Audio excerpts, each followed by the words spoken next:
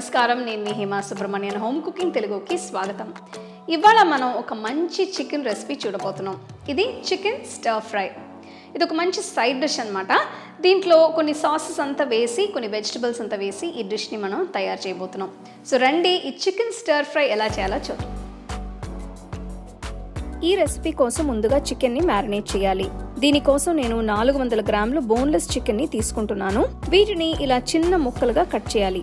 ఇందులో 1/2 tea spoon ఉప్పు, 1/2 tea spoon మిరియాల పొడి, 1 teaspoon chilli flakes, 1 tablespoon చిన్నగా తరిగిన వెల్లుల్లి, 2 టీ స్పూన్ల సోయా సాస్ వేసి అన్నిటిని బాగా కలపాలి. చికెన్ ముక్కలకి ఈ పదార్థాలు అన్నీ బాగా పట్టేట్టు చూసుకోవాలి. దీన్ని కనీసం 30 నిమిషాలు పక్కన పెట్టి చికెన్ని మ్యారినేట్ చేయాలి.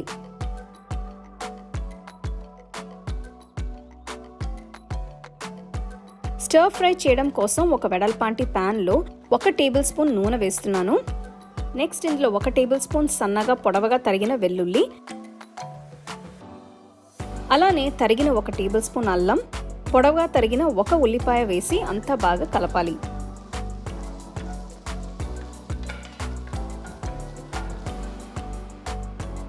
నెక్స్ట్ ఇందులో స్లైసెస్గా తరిగిన 1 పెద్ద క్యాప్సికం వేసి బాగా కలపాలి.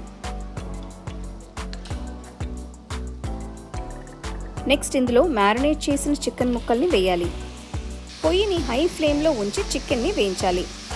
అప్పుడే స్టర్ ఫ్రై అవుతుంది.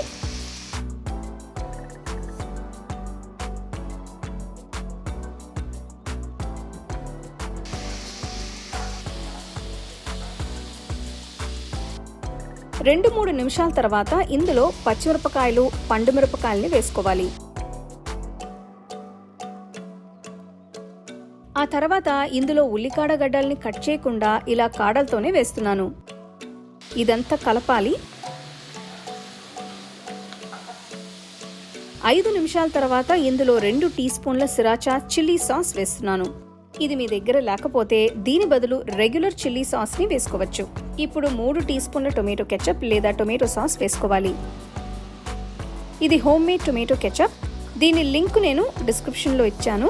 మీరు ఆ వీడియోని చూసి టొమాటో కెచప్ని ఇంట్లోనే చేసుకోవచ్చు.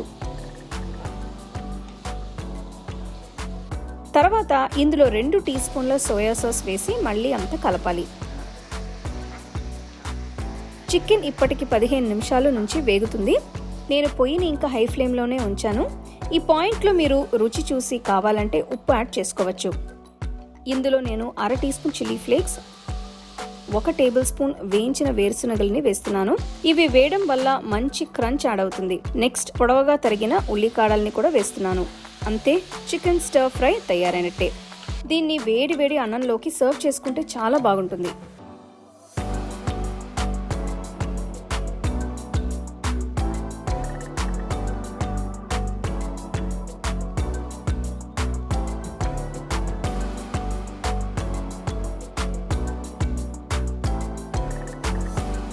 చికెన్ స్టర్ ఫ్రై అసలు చూస్తానికి ఎంత కలర్ఫుల్గా ఉందో కదా, టేస్ట్ కూడా అంత బాగుంటుందన్నమాట.